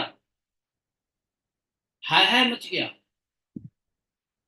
जानते हो, वृत्तासुर चाहता तो उस वज्र को तुरंत उठा के इंद्र को प्रहार कर देता, क्योंकि वो वज्र गिरा कहाँ था, वृत्तासुर के पैर के पास में। इंद्र लज्जा से उसको उठा नहीं पा रहा था। वृत्तासुर ने क्या कहा मालूम है? इंद्र, तुम वज्र उठाओ और अपने शत्रु पर प्रहार, शत्रु को मार डालो। यह विषाद करने का समय नहीं है। वृत्तासुर मरना चाहते हैं वास्तव में, उनको यह असुर शरीर नहीं चाहिए। और युद्ध में मरना बोले तो भगवान के धाम जाना, भगवान का सानिध्य पाना श्रेष्ठ मृत्यु है, युद्ध में मरना। वृत्तासुर नहीं जीतना चाहता इंद्र को से। वृत्तासुर चाहता तो इंद्र को मार डालता, लेकिन वृत्तासुर अपने पैर के पास से परे हुए वज्र को बोला, इंद्र आओ, उठाओ और तुम हमें मारो, अपने शत्रु को मार डालो, हमें मत मारो ना, अपने शत्रु, इनडायरेक्टली बोला हमें मार डालो। यह शोक करने का समय नहीं है। देखो, सर्वज्ञ सनातन आदि पुरुष भगवान ही जगत की उत्पत्ति स्थिति प्रलय करने में समर्थ है। उनके अतिरिक्त देहाभिमानी और युद्ध के लिए उत्सुक अतताइयों को सर्वदा जय नहीं मिलती। वे कभी जीते नहीं है, न कभी हारते हैं। वास्तव में ये सब भगवान का की करा कराया होता है। इसमें ना तो मेरी हार होगी, ना तेरी जीत होगी, ना तेरी हार होगी, ना मेरी जीत होगी। ये सब भगवान के इच्छा से हो रहा है। ज्ञान दिया इंद्र को वृत्तासुर ने, बोले कि हम सब इस जगत में जितने भी लोकपाल हैं, लोकपाल जितने भी जगत में हैं, वो सब जाल में फंसे हुए पंछियों की भांति, जिनकी जिसकी अधीनता में विवश होकर चेष्टा करते हैं। वह काल ही सबकी जय पराजय का कारण है। वही काल मनुष्य के मनोबल, इंद्रिय बल, शरीर बल, प्राण, जीवन और मृत्यु के रूप में स्थित है। मनुष्य उसे न जानकर जड़ शरीर को ही जय पराजय आदि का कारण समझता है। इंद्र जैसे काठ की पुतली और यंत्र का हरण नचाने वाले के हाथ में होते हैं, वैसे ही तुम, हम और इस संसार के सभी प्राणी भगवान के अधीन में हैं। भगवान के अधीन समझो। कठपुतली कैसे नचाता है, वैसे हम लोग भी भगवान की इच्छा से नाचते हैं। किसी का कोई हार नहीं, किसी का जीत नहीं। भगवान के कृपा प्रसाद के बिना पुरुष, प्रकृति, महत्त्व, अहंकार, पंचभूत, इंद्रियां, अंतःकरण, ये चतुष्टय, ये कोई भी इस विश्व की उत्पत्ति आदि करने में समर्थ नहीं हो सकता भगवान की कृपा प्रसाद के बिना। और सुनो इंद्र, जिस किसी को भी यह बात का पता नहीं है कि भगवान ही सबके नियंत्रण करते हैं, वही इस परतंत्र जीव को स्वतंत्र कर्ता भोक्ता मान बैठता है।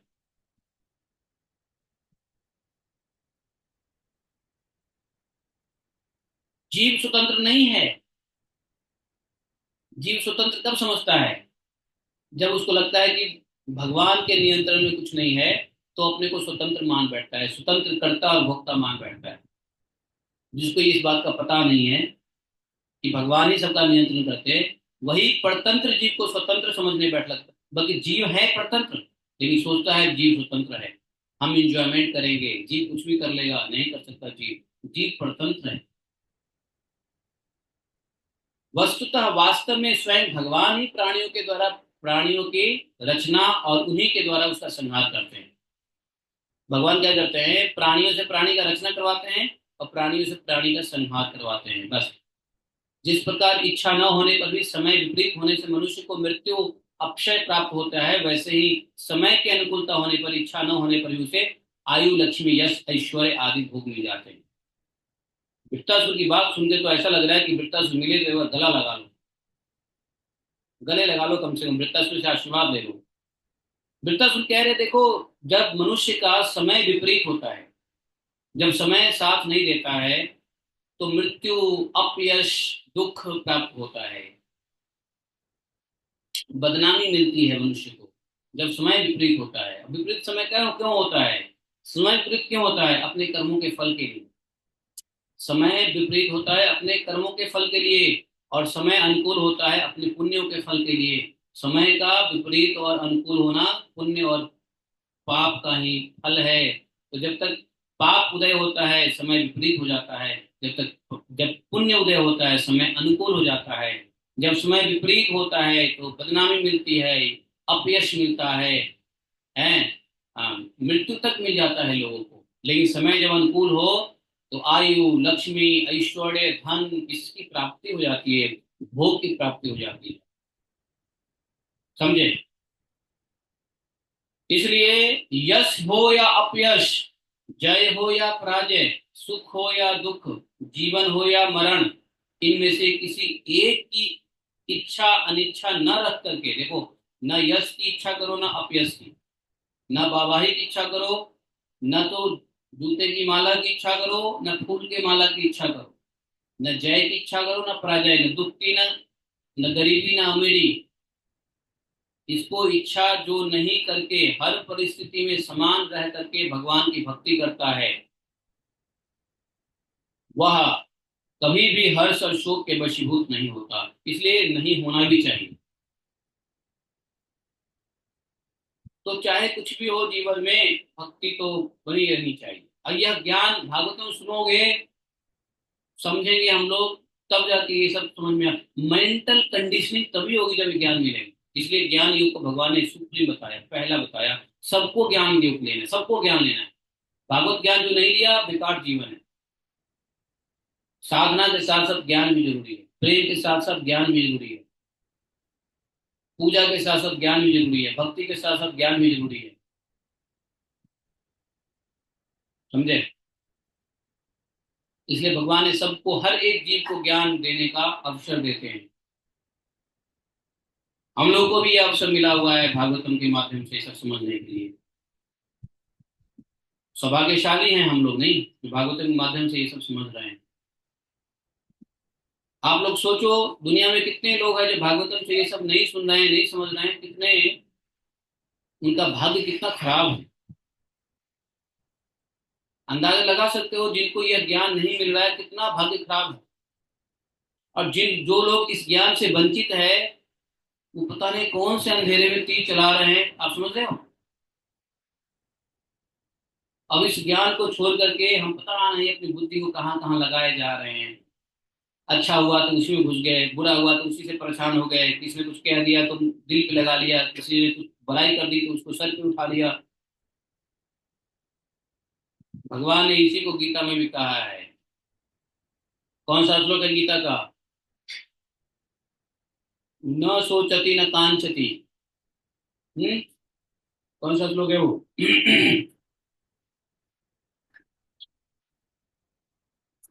ढूंढो उसको। तो अरे आप टाइप कर दो ना, न सोचती न कांचती, आ जाएगा उस श्लोक निकल के। जय पराजय, यश अपयश, दुख सुख, जीवन मरण, इसकी इच्छा अनिच्छा, न की इच्छा रखो न का अनिच्छा रखो। परिस्थिति में, हर परिस्थिति में संभाव रखो, भगवान का भजन करो। देखो सत्वगुण रजोगुण तमोगुण ये तीनों गुण प्रकृति के हैं, आत्मा के नहीं होते हैं। इसलिए जो पुरुष आत्मा को उनका साक्षी मात्र जानता है, वह उनसे गुण दोष में लिप्त नहीं होता। इंद्र, मुझे भी तो देखो, तुम्हारे हाथ, तुमने मेरा हाथ और शस्त्र काट कर एक प्रकार से मुझे परास्त कर दिया है। क्या बोले? 15.54 है। 18.54 क्या है? अच्छा, लास्ट लास्ट चैप्टर में है। यस। क्या? हाँ, यस, सही बात है। ब्रह्मभूत प्रसन्न आत्मा न सोचते न कांचते, समा सर्वेषु भूतेषु मत भक्ति लभते परम। भगवान ने कहा है कि नहीं, कि भगवान में एकाकी भाव से स्थित प्रसन्न रहने वाला योगी ना तो किसी के लिए शोक करता है, ना किसी की आकांक्षा करता है। यही वृत्तासुर कहता है कि इसको ना तो आकांक्षा करनी है ना, और ऐसा समस्त प्राणियों में संभाव रखने वाला योगी मेरे पराभक्ति को प्राप्त कर लेता है। हाँ?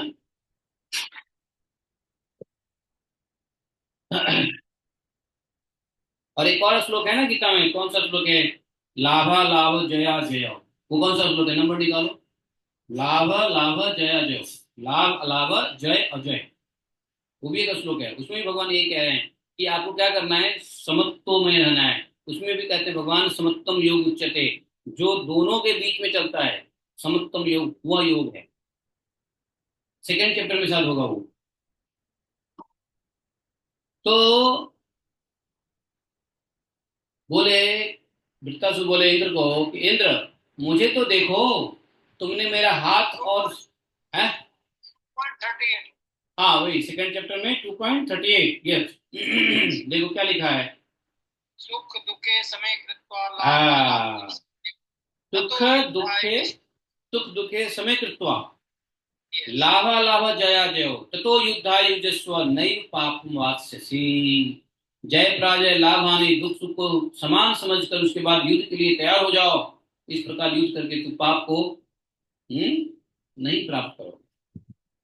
भगवान ने ऐसा मोटिवेट किया है अर्जुन को।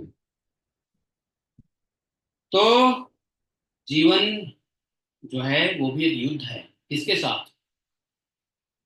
जीवन का युद्ध किसके साथ है?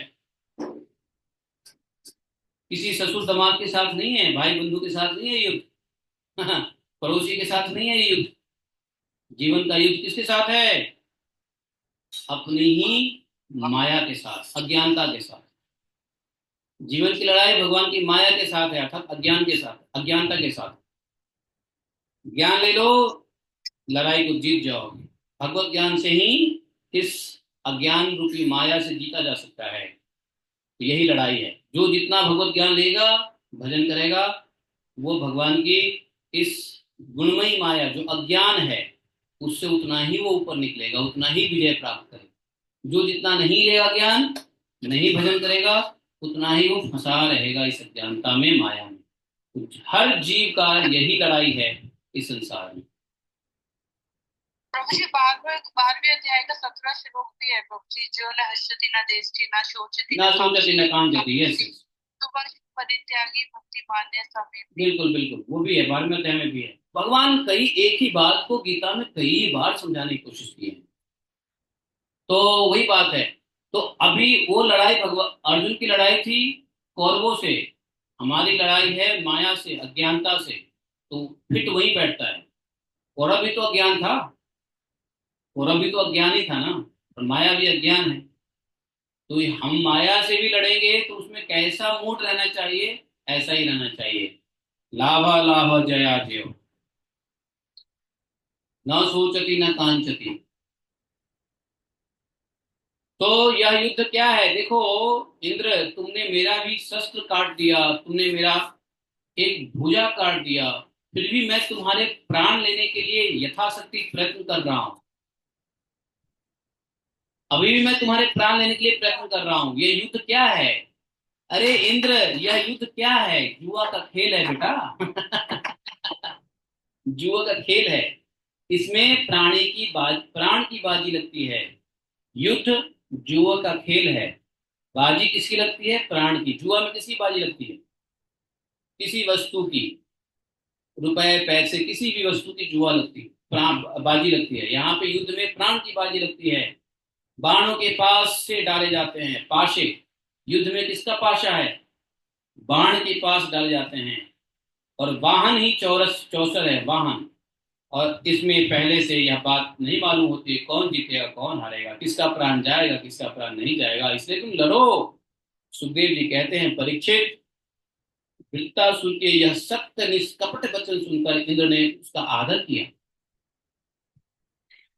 निष्कपट रूप से वृत्तासुर ने इंद्र को समझाया और सत्य वचन कहा। वृत्तासुर के सत्य वचन और निष्कपट वचन से इंद्र ने आदर किया। अपना वज्र जाकर के वृत्तासुर के पैर के नजदीक से उठा लिया। इसके बाद बिना किसी प्रकार का आश्चर्य किए मुस्कुराते हुए कहने लगे। अब देवराज इंद्र ने कहा, देवराज इंद्र ने क्या कहा सुनो। देवराज इंद्र भी देवराज है। ओ दानव सिद्धोसी यस्य ते नितिर्दृशी भक्तः सर्वात्मना आत्मानं सुहृतम जगदीश्वरम। वाह! बोले कि अहो दानवराज, सचमुच तुम सिद्ध पुरुष हो। तभी तो तुम्हारा धैर्य, निश्चय, भगवत भाव इतना विलक्षण है। तुमने समस्त प्राणियों के सुहृद आत्म स्वरूप जगदीश्वर की अनन्य भक्ति की है। जरूर तुम भक्त हो, तुमने भगवान की भक्ति की। अवश्य ही तुम लोगों को मोहित करने वाली भगवान की माया को पार कर गए हो। जो भगवान की माया जो है वो लोगों को मोहित करता रहता है, उसको तुम पार कर गए हो। तभी तो तुम असुर रहते हुए भी असुर के भाव को छोड़कर तुम महापुरुष हो। अवश्य ही यह बड़े आश्चर्य की बात है कि तुम रजोगुनी और तमोगुनी प्रकृति के हो, तो भी विशुद्ध सत्व में भगवान वासुदेव में ही तुम्हारी बुद्धि लगी हुई है। वाह, आश्चर्य की बात! इससे बड़ा आश्चर्य दुनिया में कुछ नहीं हो सकता है कि एक असुर की बुद्धि भगवान में लगी हो। ऐसे थे वृत्तासुर, समझे? जो सिर्फ असुरों की योनि में तो सिर्फ नाम मात्र गए थे, लेकिन भक्ति बरकरार थी। जो परम कल्याण के स्वामी भगवान श्री हरि के चरणों में प्रेममय भक्ति रखता है, उसे जगत के भोगों की क्या आवश्यकता है। जो अमृत के समुद्र में घूम रहा हो, उसके छोटे मोटे गड्ढे से क्या लेना देना, बताओ। जो अमृत के समुद्र में तैर रहा हो, वो छोटे मोटे गड्ढे से क्या करेगा वो, है? सुखदेव जी बोले कि परीक्षित, इस प्रकार योद्धाओं में श्रेष्ठ महापराक्रमी देवराज इंद्र और वृत्तासुर धर्म का तत्व जानने की अभिलाषा से एक दूसरे के साथ बातचीत करते हुए आपस में युद्ध लड़ने लगे। अब धर्म की बात करने लगे दोनों, दोनों में बहुत सारी बातें हुई।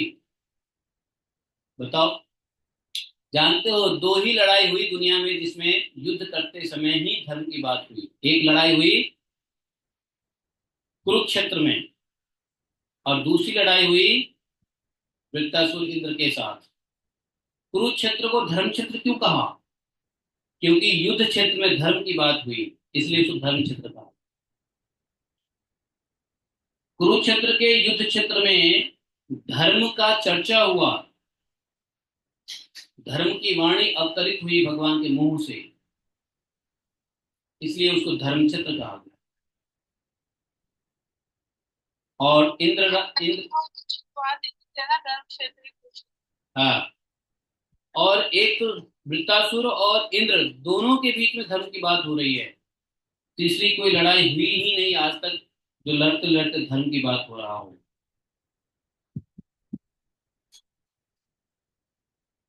राजन परीक्षित जी, अब शत्रु सूदन वृत्तासुर ने बाएं हाथ से फौलाद का बना हुआ एक भयावना परिघ उठाया और आकाश में घुमाया और उसको इंद्र पर प्रहार किया। किंतु देवराज इंद्र ने वृत्तासुर का यह परिघ और हाथ की शूल के समान लंबी भुजा अपने 100 गांठ वाले वज्र से एक साथ काट दिया। जो इंद्र का वज्र था ना, उसमें 100 गांठें लगी थी। गांठें समझते हो? नहीं समझते हो? गांठें मतलब, अरे वो वज्र होता है ना ऐसे, तो ये कितने गांठें हैं? 4 गांठ, 4 गांठ, 4 गांठ इधर, 4 ऐसे 100 गांठें थी। बीच में एक रीढ़ की हड्डी की तरह था, दोनों तरफ से ऐसा था, है ना, निकला हुआ। जैसे रीढ़ के होता है ना, बीच में स्टर्नम है और स्टर्नम के चारों तरफ हड्डियां हैं ना, वैसे ही वज्र होती है। है कि नहीं? इसलिए जानते हो, जब जब किसी को हार्ट अटैक होता है तो उसको क्या बोलते हैं? अंग्रेजी में हार्ट अटैक को क्या बोलते हैं? बोलो बोलो। हृदयाघात। हाँ, हृदयाघात है, लेकिन एक्चुअली उसको बोलते हैं वज्राघात। तो वज्र के समान ही ये हड्डियां हैं हमारे। ये बीच में क्या है? स्टर्नम बोन है। ये दोनों क्लेविकल बोन के बीच में कौन सा बोन है? स्टर्नम बोन है। उस स्टर्नम बोन से निकला हुआ है क्या? रिब्स निकलेगी है। रिब्स, तो रिब्स की तरह है वो उसका। तो हमारे यहाँ, हमारे पास कितने रिब्स हैं? वहां पे 100 रिब्स था। ऐसा था वज्र। मैंने कल के वीडियो में जो फोटो दिया ना, उसमें थंबनेल, कल की क्लास में जो मैंने थंबनेल दिया, वो थंबनेल में मैंने वज्र दिखाया है। आप लोगों ने देखा नहीं होगा। खैर, तो ऐसा था वज्र उसका, और उसे काट दिया। दूसरी भुजा को भी काट दिया। बाएं दाएं दोनों भुजाओं से खून बहने लगी। उस समय वह ऐसा जान पड़ा मानो इंद्र के वज्र के चोट से पंख कट जाता है। जैसे, तो जैसे पंख कट के कैसे पंछी गिर जाते हैं, वैसे ही अब पैरों से चलने फिरने वाले पर्वतराज के समान अत्यंत दीर्घकाय, अर्थात शरीर बहुत बड़ा था, पर्वत के समान वृत्तासुर ने अपनी थोड़ी को धरती से और ऊपर के होठ को स्वर्ग से लगाया। ठुड्डी धरती से और होठ स्वर्ग से लगाया। इतना बड़ा शरीर था उसका। और आकाश के तथा आकाश के समान गहरे मुंह, सांप के समान भयावनी जीभ एवं मृत्यु के समान कराल दाढ़ों से मानो त्रिलोकों को निगल जाता हो, ऐसे पैरों की चोट से पृथ्वी को रोकता हुआ प्रबल वेग से पर्वतों को उलटता पलटता वह इंद्र के पास आया और उन्हें उनके वाहन ऐरावत हाथी के सहित इस प्रकार मिल गया जैसे कोई परम पराक्रमी और अत्यंत बलवान अजगर हाथी को निगल जाए। प्रजापतियों और महर्षियों ने देखा कि देवताओं ने अब तो, अरे अब क्या होगा, वृत्तासुर ने इंद्र को खा गया, अपने मुंह से निगल गया। सब दुखी हो गए, हाय हाय करने लगे, अनर्थ हो गया, अनर्थ हो गया, ऐसा कहकर सब रोने धोने लगे। बल दैत्य का संहार करने वाले देवराज इंद्र ने महापुरुष विद्या से अपने सुरक्षित कर रखा था, नारायण कवच। नारायण कवच तो पहले ही मिला था ना उसको, तो इंद्र ने नारायण कवच भी धारण कर लिया था, समझे। नारायण कवच और महापुरुष विद्या अपने को सुरक्षित कर रखा था, और उसने पास योग माया का बल था ही इंद्र के पास। इसलिए वृत्तासुर के निगल जाने पर भी उसके पेट में पहुंच करके भी इंद्र मरा नहीं। देखो, नारायण कवच और महापुरुष विद्या पढ़ने का इतना फायदा है, समझे। पेट में जाके भी इंद्र नहीं मरा, उसने अपने वज्र से उसके कोख को फाड़ डाला, और पेट को फाड़ करके बड़े वेग से पर्वत के शिखर के समान जैसे वो सर काट के बाहर निकल गया, समझे। इस प्रकार से वृत्तासुर भूमि पर गिर गया जब उसे गर्दन काट दिया गया। उस समय आकाश में दुंदुभियां बजने लगी। महर्षियों के साथ गंधर्व सिद्ध वृत्रघाती इंद्र का पराक्रम सूचित करने वाले मंत्रों से उसकी स्तुति की गई। बड़े आनंद पुष्प की वर्षा होने लगा। शत्रु दमन परीक्षित जी, उस समय वृत्तासुर के शरीर से उसकी आत्मज्योति बाहर निकली, और इंद्र आदि सबको सामने देखते देखते सर्वलोकातीत भगवान के स्वरूप में जाकर के लीन हो गया। वृत्तासुर का गोविंदाय नमो नमः हो गया। इति श्रीमद्भागवत महापुराणे परमहंसायां संहितायां षष्ठम स्कंधे वृत्तबधो नाम, असुर का नाम क्या था? वृत्त। तो वृत्तबधो नाम द्वादशो अध्याय। वृत्त नाम था उसका, असुर था इसलिए वृत्तासुर कहते हैं, वैसे उसका नाम था वृत्त। ठीक है, तो हम लोगों ने ये अध्याय कंप्लीट कर ली, और 7 दिन में हमको ये खत्म करना है, चित्रकेतु का चरित्र भी, ठीक है ना। और फिर हमको 7वें स्कंद में प्रवेश करना है। बोले ग्रंथराज श्रीमद् भागवतम की जय। एकम शास्त्रम देव की पुत्र गीतम एको देवो देव की पुत्र एव एकम मंत्र शतश्नमानि यानि तमापि तस्य देवस्य सेवा। तमेव माता च पिता तमेव तमेव बन्धुश्च सखा तमेव विद्या धर्मं तमेव मम सर्वदेव देवः। कृष्णाय वासुदेवाय हरे परमात्मने प्रणतक्लेशनाशाय गोविन्दाय नमो नमः। हे कृष्ण करुणा सिंधु दीनबन्धो जगत्पते गोपेश गोपिका कांतम राधा कांतम नमोस्तुते तप्तांचन गौरांगी राधे वृंदावनेश्वरी वृषभानुसुते देवी प्रणमामि हरिप्रिये। वाञ्छाकल्पतरुभ्यश्च कृपा सिन्धुभ्यश्च पतितानां पावनेभ्यो वैष्णवेभ्यो नमो नमः। जय श्री कृष्ण चैतन्य प्रभु नित्यानंद श्री अद्वैत गदाधर श्रीवासादि गौर भक्तवृंद। हरे कृष्ण कृष्ण कृष्ण हरे हरे, हरे राम राम राम हरे हरे। तो देखा, लोग सोचते हैं वृत्तासुर इंद्र के साथ लड़ाई में क्या ज्ञान मिलने वाला है, लेकिन लड़ाई में भी कितने ज्ञान मिलती है बताओ।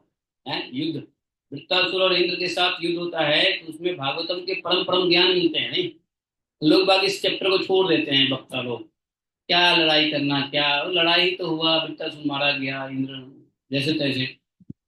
लेकिन इस लड़ाई युद्ध के भी उपाख्यान में बहुत कुछ सीखने को मिलता है। ठीक है, आइए। जयति ते अधिकं जन्मना व्रज श्रयत इंदिरा। माता जी बोलो।